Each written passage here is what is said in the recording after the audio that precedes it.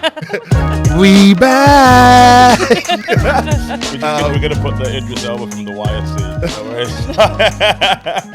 I want y'all to put the word out. We back up. We back up. We back up. Hello and welcome to the start of a new season of the Black in a Box podcast. We've had our summer rest and we are all the way back. I'm going to ask the people to my left how they're doing. Alahna, how's it going? I'm so happy to be back in the studio. Like, hiatus is great and everything. Actually, that's a lie, and I'm sure we'll get into this. Hiatus was a mess for me personally, unrelated to the podcast, but I'm really happy to be back. So you might have noticed that Alahna is glowing. What Alahna didn't tell you is that during the hiatus, one of the big events of the summer that I'm sure Dom will talk about, I posted a picture of Alahna on my Instagram, and a random person requested to send me a message and proceeded to say to me, this person I did not know, that person that you posted a picture of is so gorgeous. I spent like ages trying to Google what celebrity it was. And I was like, oh God, yeah, it's just my friend Alahna. So whatever Alahna was, whatever you were going through on the internet, you were shining. Thank you. Yeah. Well, I had to keep something right. So whilst your summer was a mess, perfect alley-oop. Dom, how was your summer?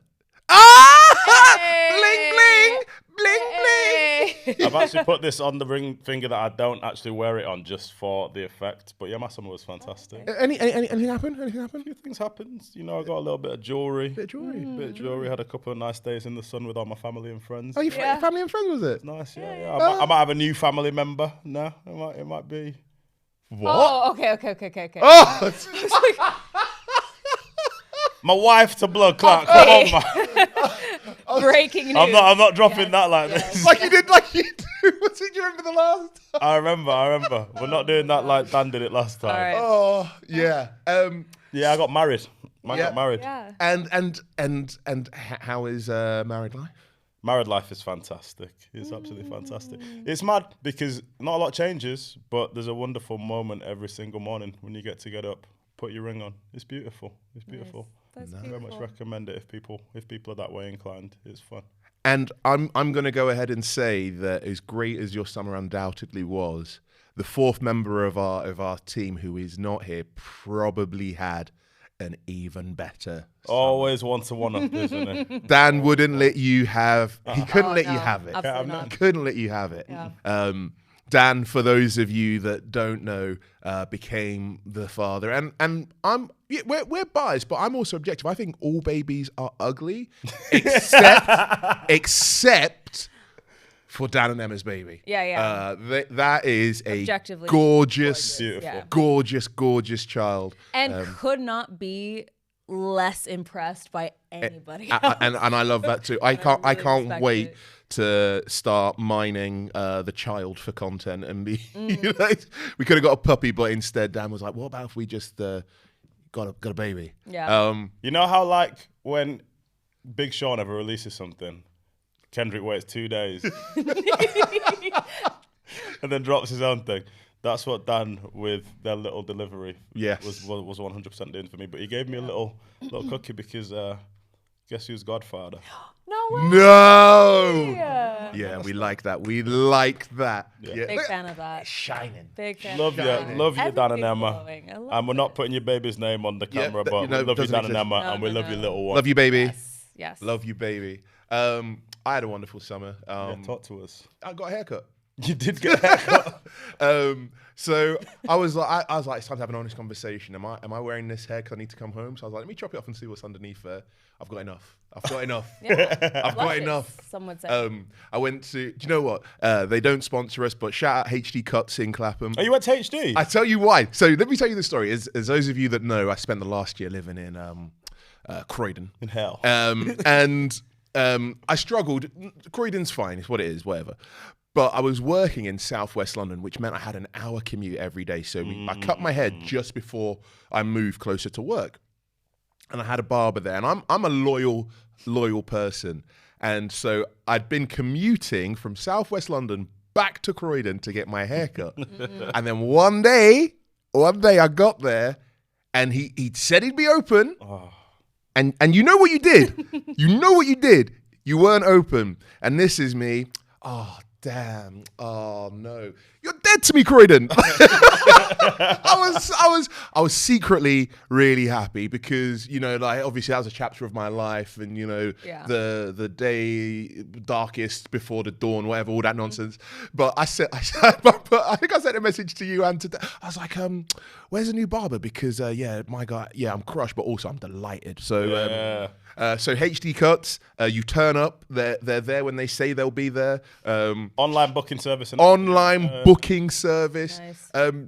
Shout out Max. He niced me up. He's been doing it for a year. Tried to give me a discount because he's like, I've not been doing it. I've not been doing it as long as the others. I was like, nah, I look great. Yeah. I was at a wedding on Saturday and people were like, it's good to see you start taking care of yourself. Wow. Thanks. He's got pride in his appearance again. They're like, oh, you know, whatever it is that you've been going through, I'm glad to see you're on the other side of it. We're going to have a dialogue about our barbers at some stage because the amount of times that I would turn up to Mike back in the day before this happened, the amount of times that I'd turn up to mine at the pre-agreed time and my man would be in his own chair asleep. And I'm not going to call out his name, but his barbershop is called in Kilburn. Read between the lines if you want to. But he would just always be asleep. And or chung. It was one or the other. And then when you get in that chair, you're like, I know you're good at what you do, but this could be the last time I'm ever here. And that last time came. But there's barbershops that are doing subscriptions now. Genuinely. Genuinely. It's mad money. It's like £200 a month. And what do you get for it? Unlimited trims. Do you know what? I don't care. People are getting too much into doing this, man. It's mad. People will pay £250 a month for a gym. Yeah, I know, but you need to use the gym regularly for it to do things for you. You don't need to go and get a trim I feel like 3-4 times a week. Subtweeted just there. No. My friend runs a third space, and I was like, it's not that deep. No, I wasn't subtweeting. Like, Full subbed. No. It's all good. So we've been away. We've been getting healthy. We've been getting new jobs, getting promoted, getting married, having children. But the world did not stop turning. And what I wanted to do to begin with is ask you guys for your non-personal highlights of the year. Alahna, do you want to go? No, because we know what my main was. I mean the obvious one. The obvious one, and it is still personal, is like, son of us is not like us. Have you recovered yet? Have you got over it? No, I mean, it's... Your community took a beating. Okay, let's pull over for a second. That was loud. You don't want to hear you say. One of my community, one of my many identities, two of my identities took a beating. At least you're not Canadian. But that's true. Just kidding. We love Canadians. But the more significant part of my identity that I am aligned with, which is as a native West Coaster, it was a beautiful, beautiful, beautiful summer. Yeah, it was fun, right? A good time. It was a good time. And I got to go back home actually after it came out. And when I tell you, California did not stop partying. Actually, all along the West Coast, like, people did not stop the function like all summer. So good.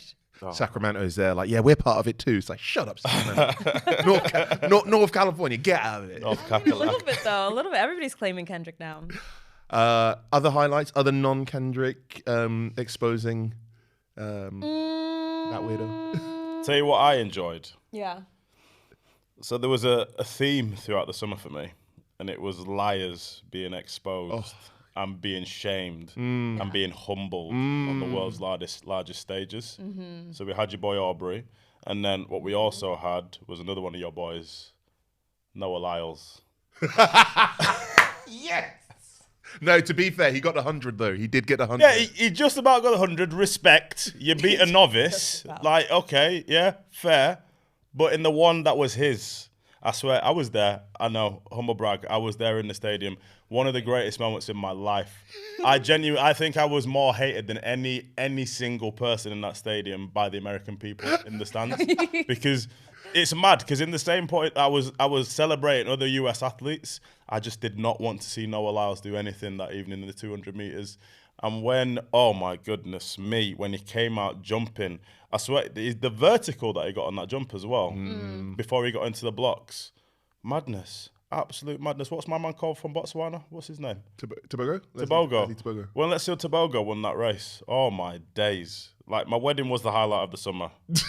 The fact that you had to clarify that. Very, very close. And there's a video that I took of it when they're coming down the home straight, and my voice, like, I was finding octaves and all kinds of stuff that I did not know existed. So I don't care if he did have COVID. I think if he did have COVID, he shouldn't have been on that track anyway, endangering other people. Dirty git. But at the same time, it was very, very good entertainment. Very good entertainment, and it's going to be great for the new Sprint documentary when it comes out. But justice was done. Justice was done. Done with Noah Lyles, man. Can't stand him. Doesn't hurt. You could always tell a bit of Jamaican. Like, we just have to take our medicine.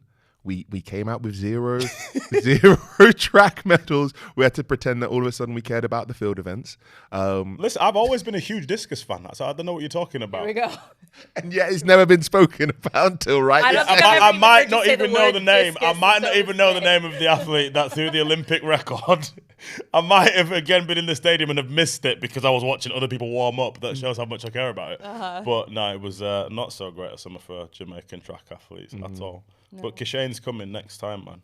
World Championships, get ready. But I love the Olympics generally. Like, I feel like for whatever reason this year, like, I don't always care about the Olympics for whatever reason. It was good. I felt like the camaraderie. Oh my God. One of the best moments, I'm sorry, was Rebecca Andrade? Oh, yes. When she won the gold Yeah. in the gymnastics. Yeah. And who was it? It was Simone Biles and was it Sunny Lee? Suni, yeah. Sunny Lee, yeah. Both like just bowing down to her. Yeah. I yeah. loved that. That was like my favorite Great black girl moment. magic moment. Was it Suni Lee? Yeah. Yeah. 'Cause Okay. she got bronze. Yeah. I mean, either way, it was another US athlete, if not. Because it was also the No, it first wasn't. all-black podium. It was an wasn't all-black podium, yeah. Really? Yeah, that's why I questioned whether it was Suni Lee. I don't know. It doesn't matter. But it was great to just see these athletes bigging each other up. Maybe I'm thinking of not that, whatever that category was. We'll get the Sure, picture. Google it. Yeah, we'll We'll fix run it it in back. post, yeah. My highlight was it's all the things that you've talked about, but it's being able to experience group chats held up this summer when like Kendrick had it so you couldn't go to sleep. Oh my God. Truly. Kendrick had it so that you couldn't go to sleep. My favorite message of the whole thing was I woke up to a message from Dan saying, being a newborn dad has other benefits. F me, the beef has gone nuclear. Oh, yeah, of course. I recall. On the day where, was it Drake released Family Matters and then Kendrick gave him 20 minutes? The two. It was Meet on the same Grahams. day. Yeah, Meet the Grahams and... So, But hadn't we had like what was it? It was 6:16 6:16 in LA in the early day or morning. something, yeah. I kind of went, okay, so that's the drop for today. But these guys were on like old school grime beef timings. It was like, can't run out of bars. And Drake, because Drake had been teasing it. He'd been teasing the nuclear button. And look, enough time has passed that Drake had some funny bars. But this is Yeah. the issue. His back is up against the curb is an objectively funny line. Like, short jokes are funny. Like, his back. But this is the issue. He was trying to do like Hollywood disses. Like that's what he was trying to do. Like, what are you teasing a diss release for? Like that is not hip hop. That's not the game. It's just like get in there, shut, and then get out. That's all it is. Like we don't need to be longing this out. And that was why he was destined to fail the entire time. Well, I mean, there's a myriad of reasons why he was destined to fail. yeah. But that was one of the big things for me. When you know that Kendrick was just in the studio with a dead trim. Just, Oh yeah. his missus ain't seen him for a while. Absolutely. Like, With the it nappy smelled real beard. funky. Yeah. No, it was mad. That one, it really set me back because that was actually the weekend I got legally married. I just remember the video of you burning sage. Yes. Well, genuinely, right. So that Friday night when Drake dropped Family Matters and then Kendrick dropped Meet the Grahams, Saturday morning at like 10 o'clock, my mum was coming down. Jan's mum was coming down at like 11. And I'm just there sat in this chair. Like, I don't know what to think. I don't know what to do. My thoughts are completely impure. I feel like I might murder someone. I don't know. My head was all over the place. I just imagine you at the registry office, like, and do you? Bro, I had to put my phone. I literally had to give my phone to my mum. It was mad because that was it. So after all that happens, I'm like, right, okay. We've got the Saturday. The mums are here. We're going to go for a nice dinner. It's beautiful. It's fine. This is calm. Drake's surely not going to respond to this, which he didn't. Then Sunday morning, I'm like, what? There's been another one. So now, obviously, like everyone in our house is getting ready to go to the registry office, getting ready to go to the town hall, and I'm there putting my suit on with one headphone in. The most beautiful day of my life up until that point. And I'm just listening to Kendrick talk about A minor. But the fact that you'll be able to associate this with such a wonderful time. But I feel like I don't want my wedding to be like right next to Kendrick Lamar calling out pedophiles. Like I don't feel like that should be going together. I don't know about you guys, but the lyrics from Kendrick have actually made it into like my everyday discourse. So I was talking to my brother, and there'd been like this guy had been strange at the pub, and he was like, and Buck has really got a weird case. Why is he around? It's like, oh no, when it gets into the vernacular, it is done. I should probably have like a personal highlight of the hiatus, but I can't even lie. Like, don't get me wrong, I moved to a beautiful place. Life's good. Just come back from a gorgeous. You've been out in Mykonos. You've been in Paris, Greece. No, my personal life is happy and healthy. As I say, I'm one step closer to coming home with my haircut. But you're not, are you? Come on. And this makes you look more youthful. It does. Yeah. Shout out Trisha. I was on her final show yesterday. And again, like with the barber letting me down in Croydon, I now have no reason to watch Talk TV because Trisha was the only reason that I was checking in. It's been a great summer. Your wedding, Dom, was actually one of my highlights of the summer. The amount of love and just vibes in the room, and it helped that it was a really sunny day. And everybody, it looked like we could have been on the set of like Bad Boys 4. You know the bit before it all goes wrong, where it's just like, one of these people in here is going to kill you. It's like, but they all look damn good doing so. So that was a massive, massive highlight. Going over to meet the newest addition to Chur and Emma's family was a great day. That was with yourself and Nick, and just hanging out with people. I think that moving to London was a real kind of like eye opener. And then when I was doing, like you guys saw from the WhatsApp messages, I was doing crazy hours. Yeah. So kind of just having a chance to stop and reflect. But Cat Williams said it at the start of the year. Oh my God, that was this year. All liars are getting exposed. And even like, we haven't even touched on the downfall of Diddy, which was also a highlight for me. But we'll probably get to that another time. Look, and I'm looking directly down the camera. As wonderful as the Drake and Kendrick beef was, the best diss track of the year, and it's not even close, was Hiss. Yes. Because it had the most savage bar, by far. You need to be worried about Megan's Law. Just... Yeah. These bitches had it Megan's Law.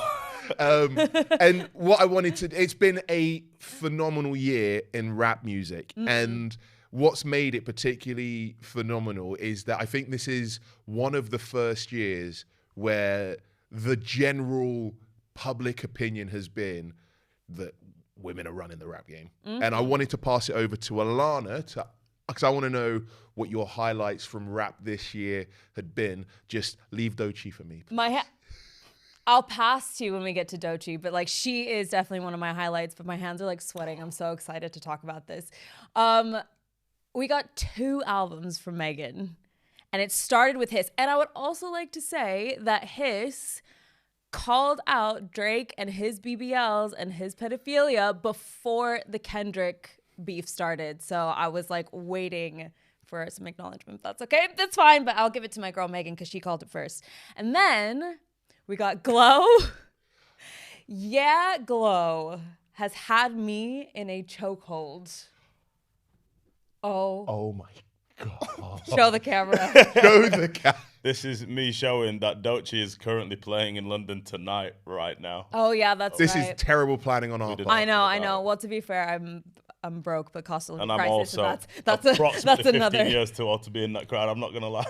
No, not for Yes. surely not. Yes. Anyway, you had Megan. She dropped a whole album, which was amazing. It's actually just called Megan, and she collaborated with some awesome people. I feel like she fully came into her own as like not only a bad bitch, but also like rapidy rap girl, and also hot girl, and also like nerdy anime girl. It was so good. And I saw her in concert with Shabazz. Yeah.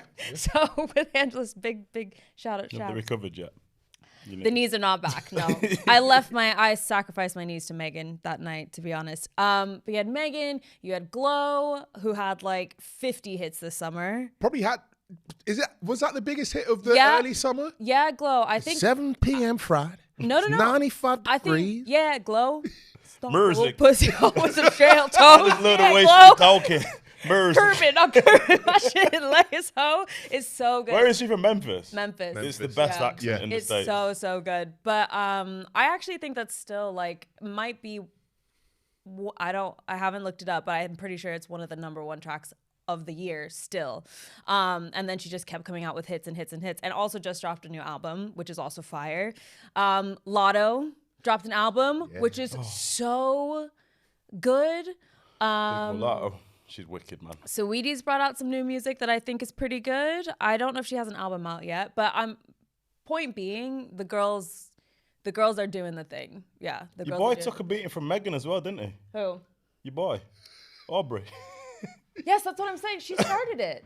Cosplay, gangster. Fake ass accents. Posting in another nigga hood like a bad bitch.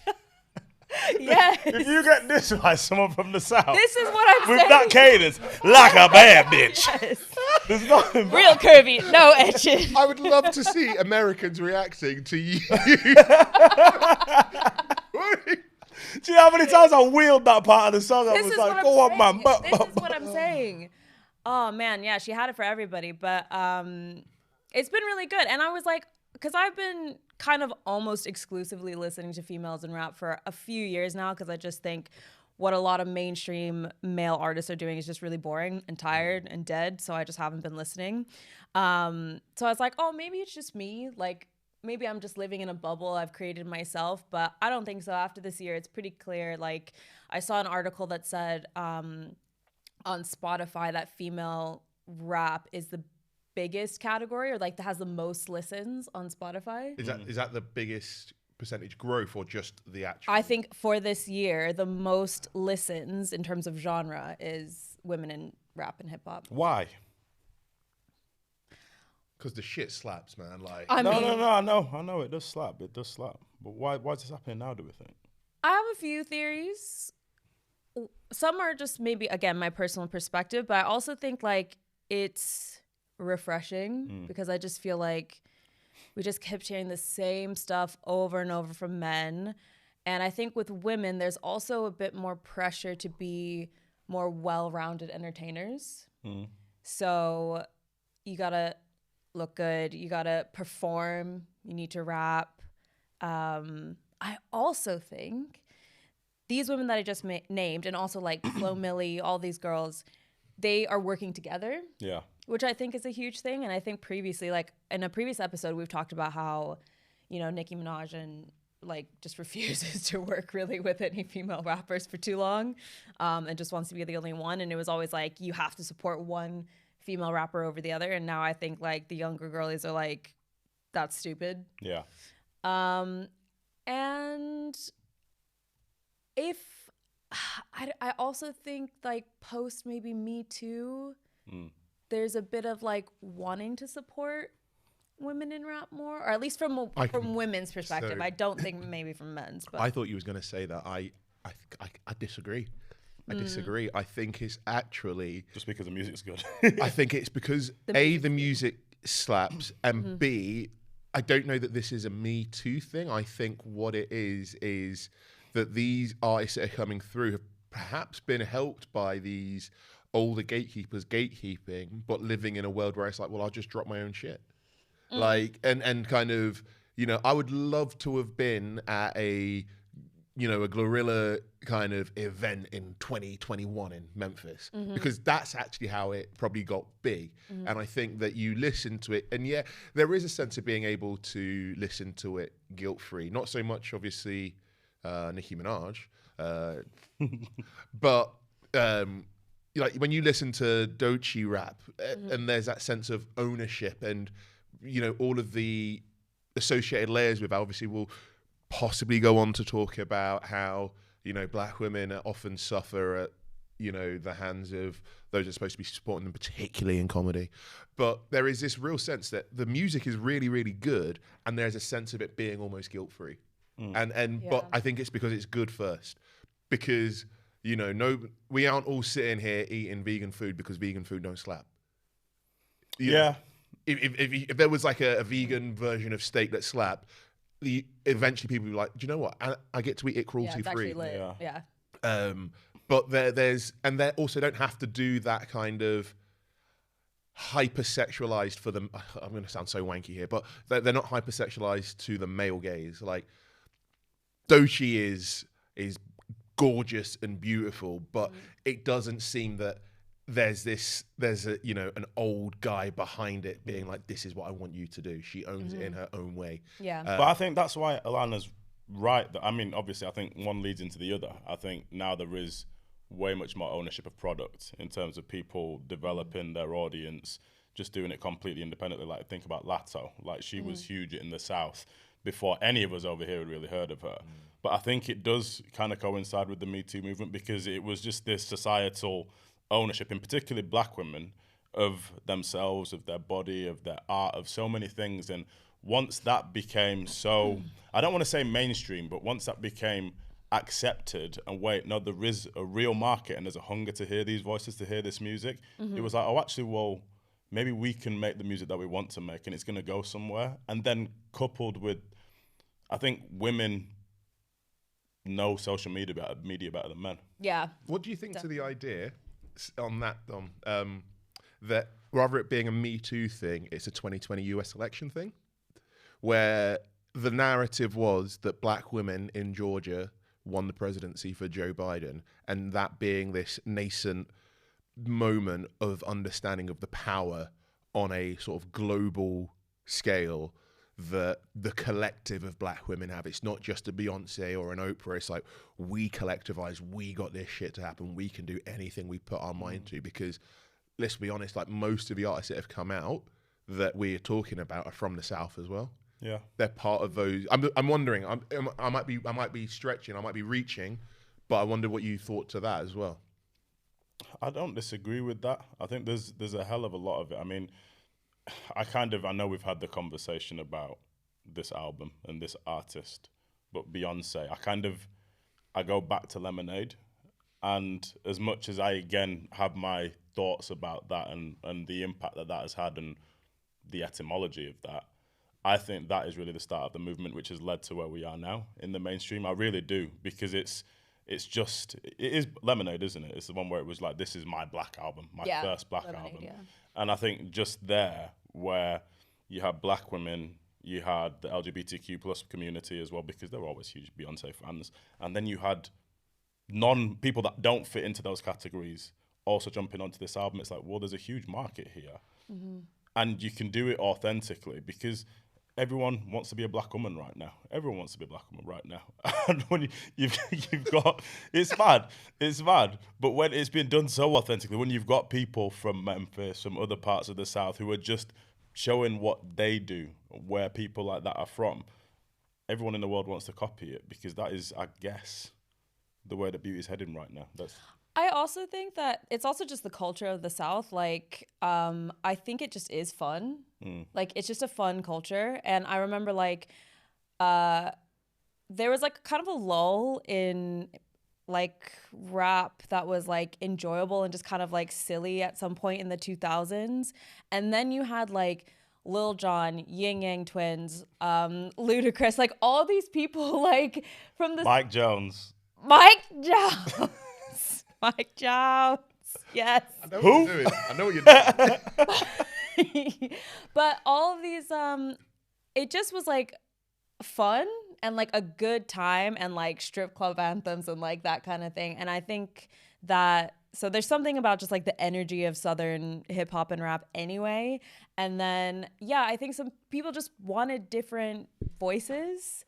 And I think that's why you get like the rise of women in hip. Because I know, like, especially even things after, you know, like George Floyd or like when, you know, Oscar's So White like started to happen, like people kind of, it seemed like there was like a collective idea that like, oh, we need to, like, I'm just kind of tired of hearing the same voices, and people were intentionally going and starting to listen to different perspectives. And I think maybe something like that is happening now when it's like, oh, I'm tired of mumble rap and this like same old misogynistic stuff that's like not really creative, isn't really creative and so formulaic now. And so maybe it's a combination of like post Me Too, but also genuinely being like, I just want something different. Yeah. And then it's just the perfect time because these really amazing women just also happen to be creating really awesome No, shit. 100%. And I think there's been a couple of moments and a couple of artists in particular that have really like shifted that in me, and obviously one of them is Megan.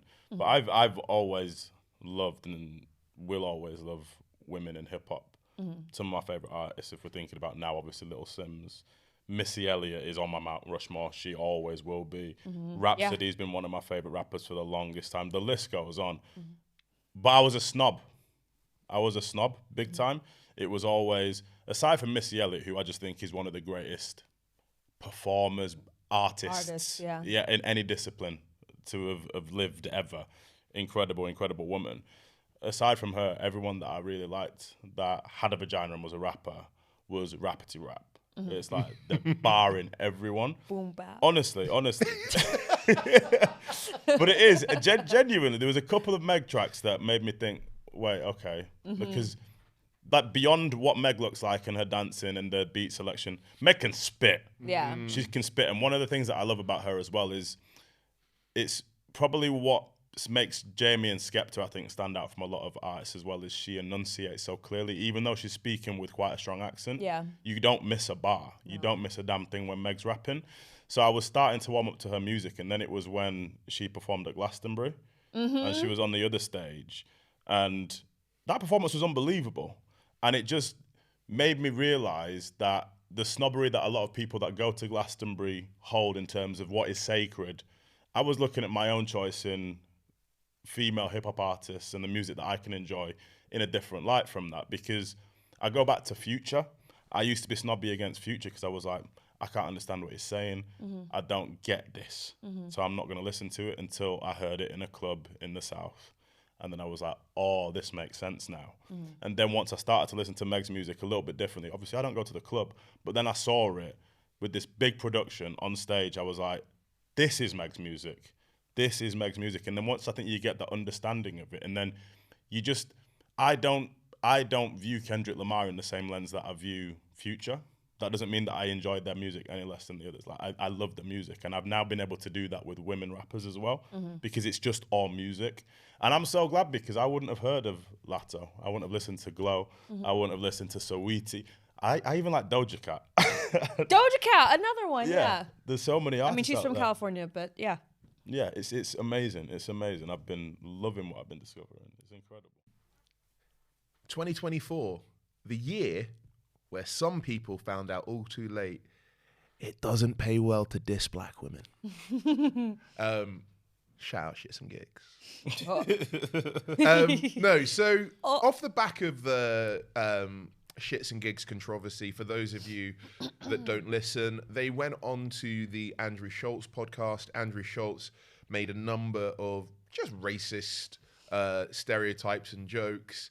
and James and Fuhad were there kikiing, as my mum would say, tilting their head back and laughing, and it led to a deserved backlash. But what it also brought to the surface was Andrew Schulz, and I think comedians like him in this sort of post-2020 world that think they can hide their bigotries behind being edgy and telling it like it is. I posted in our group chat some of the stuff that he'd been doing, but there was one clip in particular where he was trying to reclassify what racism was. If all of a sudden, again, white people started moving to India and changing what Indian culture is. Like, you've already complained about Indian culture becoming too westernized. Yeah, but that's, again, and because Japanese people started coming and then making it a little more Japanese. Like, I'm going to cut you off because India got imperialized, got conquered. India was supposed to have an entirely different trajectory. It got robbed, pillaged, raped, fucked. Now I have a sensitivity to it. England didn't get imperialized, robbed, pillaged, raped, fucked by any of these foreigners for sure coming in. No Indian country. That's not true, but You're bringing in Indians when you have the British Empire for sure. But I mean, like, of course, the Roman Empire conquered them. I mean, not by the people that you don't like. He doesn't have a problem with Italians coming over. No, he does. He has a problem with Italians. Yeah. So you think those guys that are rioting? He's saying each country, like if Italians came and made England Italian, he has an issue with it. He doesn't like the no border policy. He doesn't. So he's like, every country that fought for their identity should be able to uphold that identity. The people he's defending, they don't have a problem with Italians. The people he's saying, I understand where they're coming from and sympathizing with. But I'm not going to argue on them. But that's who he's supporting. Sure. What I'm just saying, I hear what you're saying. But his argument about a nation being able to fight for its identity, and if it doesn't, by not accepting large amounts of immigrants, they're looked at as racist. I don't know if they should be looked at as racist. If the idea of fighting that war was to preserve the English identity, and accepting large groups of people from other countries is naturally going to chip away at that singular identity. I understand the logic behind it. That could be one of the many emotions, but I do think there's some racism involved in the same way that, like, they're not going to be upset at the Italian restaurant opening up in their neighborhood. You've made that argument. I'm not saying that. I'm making. And this is just to what I'm saying earlier. That's a great premise. I can't find a ton of holes in it. A comedian has a great premise. You can't just find the holes in it. Right. It's fun. But we both know at the end of the day, this is not like a real thing this person believes, or you should know. See, I don't like getting into those arguments where it's like, we're going to assume what they really mean. Like, I'm just trying to have the argument based on like the words that are said, which is, does Hawaii have the ability to maintain their Hawaiian culture? And when Western culture starts to come in, or even Japanese culture, where these other cultures start to chip away at the Hawaiian identity, do they have the right to be frustrated with that? Or are they racist when they're frustrated? Yeah, but again, you're talking about a colonized place that was in, like, that's where the difference is. Okay, it just remove is different. Colonization. Like, do a thought experiment. Just do a thought experiment. Hey, yeah, as a thought experiment, if they'd never been colonized, don't worry about it. Everybody's been colonized, so that cancels out everybody. I mean, they're still colonized, like right now. Okay. And then it gets onto the subject of Africa, because it always gets onto the subject of Africa. And the black co-host goes, this is a land that they stole all the resources. And he goes, well, I just know that you don't have anything to substantiate that. And I think what we're seeing in real time, the reason I wanted to talk about it is it seems that a certain sector of comedy has gone to this, what they would call alt-right space, under the guise of truth, under the guise of protecting cultures that actually I should be able to say what I want to say. And I was thinking, this is what racism looks like post-2020. Post-2020, you can go out there and talk N-word and all that stuff, but you are putting yourself on that Tommy Robinson train. The more insidious, I would argue, racism is the sort of Andrew Schultz's of the world, who have got these huge platforms, who are recontextualizing what racism is. And I really wanted to know what you, and by the way, he just had Donald Trump on his podcast. It was it was a soft interview. It was a gentle interview. But what I wanted to know was what you guys thought. What does racism look like in 2024, and how has it changed in the last 5 years? I'm going to throw it to Alahna first. I mean, I just think you're exactly right. But it's funny that you say 2024 because this isn't even new. I just feel like it's going to a tactic that was used pre almost like all the unearthing of the existing racism. Let's just say in America, for instance, like Trump came out and then people were emboldened to be like, yeah, I just don't like black people or Mexicans or women or blah, blah, blah. And then like, yeah, or like it was Asians. like, yeah, I can finally stand up in that shit. And then there was the backlash to that. And I think people got a little bit like sensitive again. But then rather than like this whole like being like, you're just being too sensitive or gaslighting, I suppose. It's not really that new. It's like a reinvigoration of that tactic.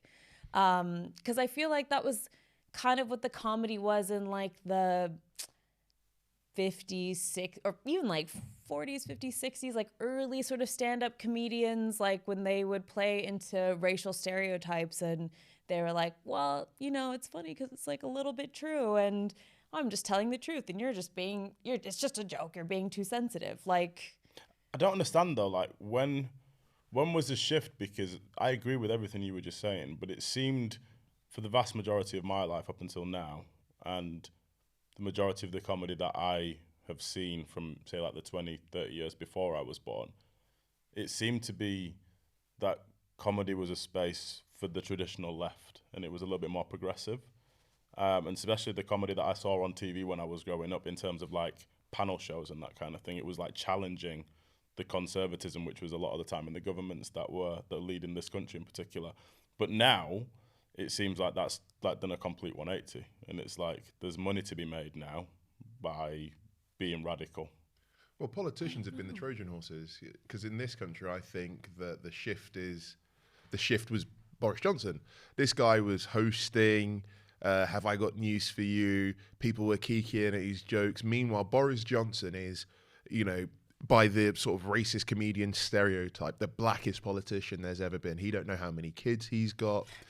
His trim is dead. Like What? That's not a black thing. No. But you know the whole stereotype of the deadbeat dad and the wife beater and wearing the do-rag because he ain't got a trim. That's essentially Boris Johnson, but he's got the accent. And obviously in America, you've got Trump. I think what they realized, and I think it probably goes back to Gamergate, which I'm not going into now. You can Google it if you're interested, is that there are people who are lost who will pay money if you kind of feed them that sort of angle.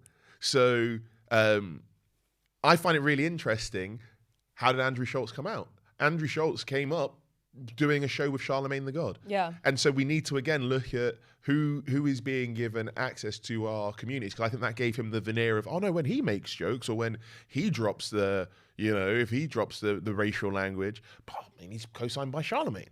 But yeah, of course, by Charlemagne. Yeah, we're not doing a Charlemagne episode, but I guess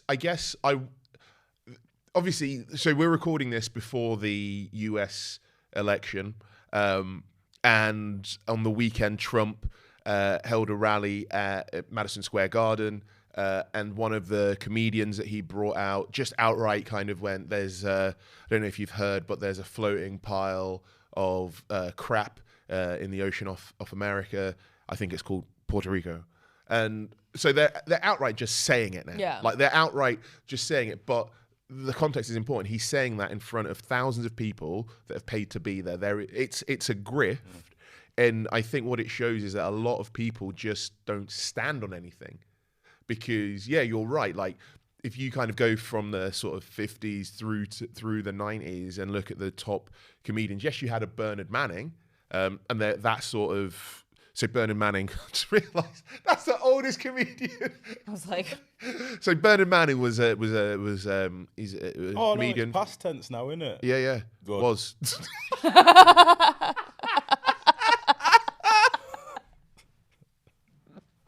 Sorry. Bernard Manning was a racist comedian who Caroline Aherne beautifully destroyed and ended his kind of sort of mainstream career. But this was a mainstream comedian who would do, he just didn't like people of other races.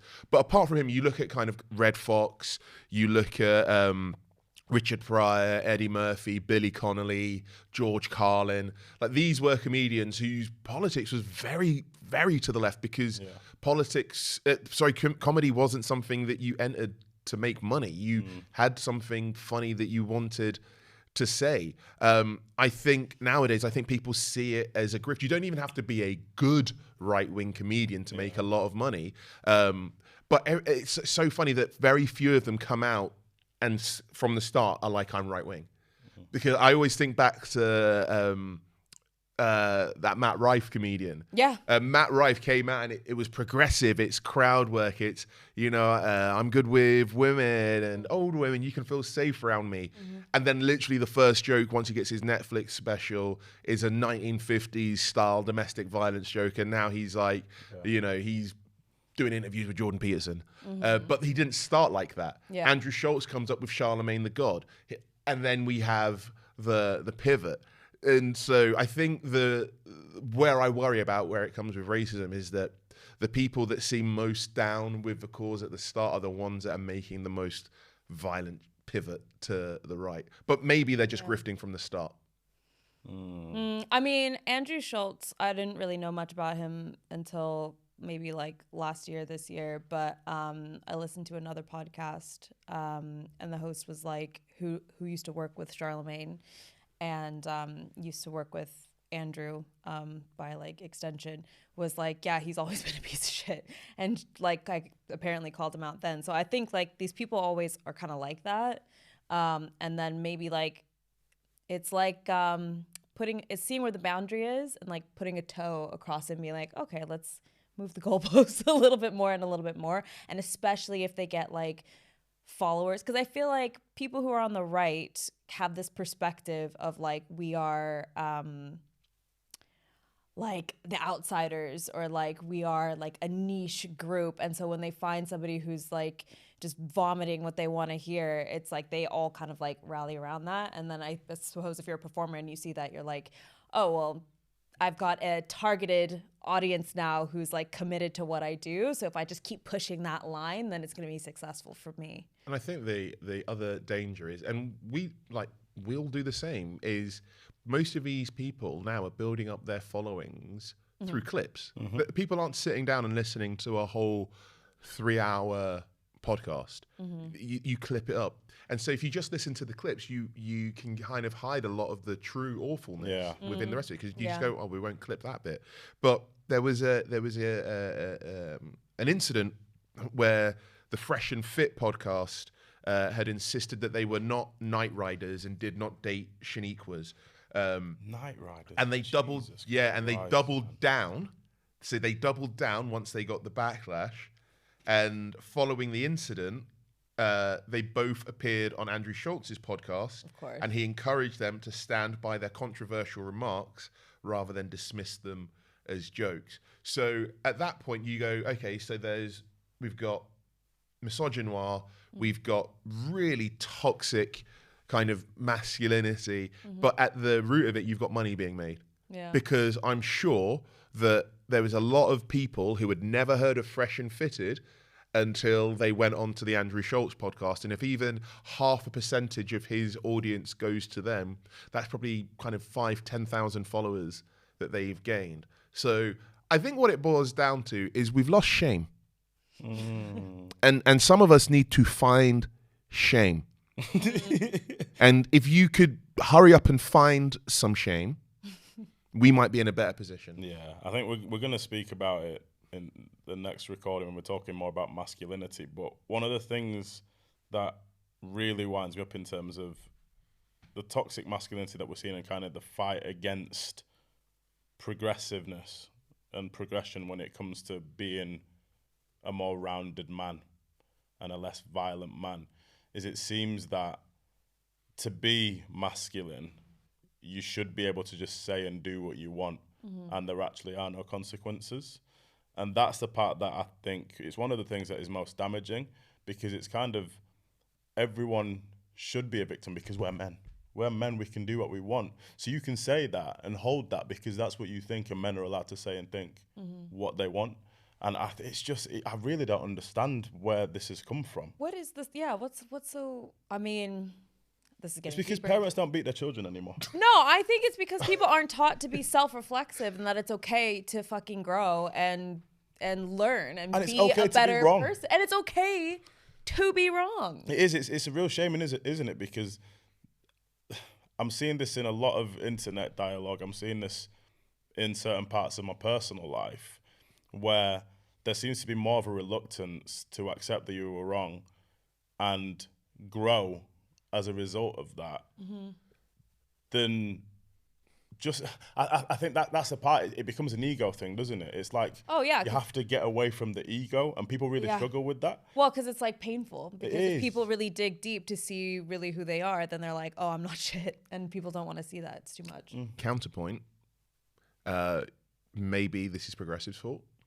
because if you, it's a counterpoint, you feel free to disagree, but if you say that when somebody makes a mistake, they're cancelled, do we then create a situation where doubling down becomes the only way to survive? I think in the mainstream, in entertainment, you probably have got a point there. You probably do have a point because, I mean, even now there's people out there with certain indiscretions in their past whom I might still listen to their music, enjoy their content, and other people be like, how can you do that? And obviously I'm not naming names or anyone. I don't still listen to R. Kelly, just in case anyone is wondering. But I think in terms of real life and the average person on the street, the stakes shouldn't be so high, but because everyone is involved in social media 24/7, I wouldn't be surprised if that's how they feel. So they don't feel like they have room to actually sit back, reflect, and be like, no, actually, I was wrong there. Because James and Fuhad, they put out an apology, and then they got that good beating online, where it's like, you've always been shit, and they took the apology down. And I'm not saying, look, I'm not here to support. Low-key, if you listen back for our episodes, I've been subtweeting those guys for quite a while.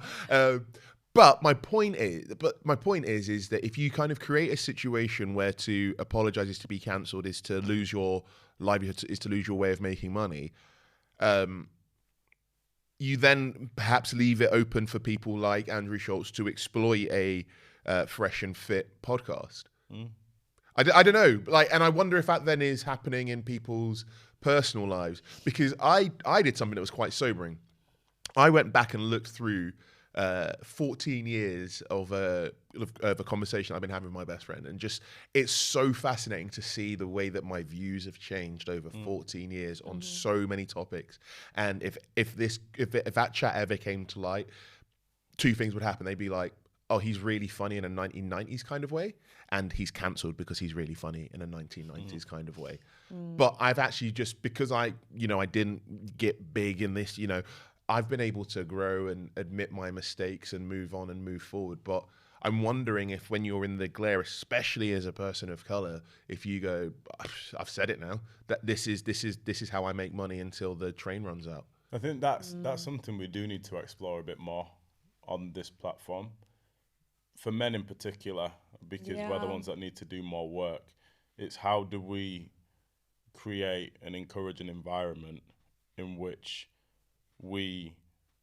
there's certain things that we do in our past which should rightfully be looked at in a way that it's difficult to come back from this, but then there's a hell of a lot more that we should accept, and we should hold ourselves accountable, take the responsibility of it, but then take the responsibility to be better as a result.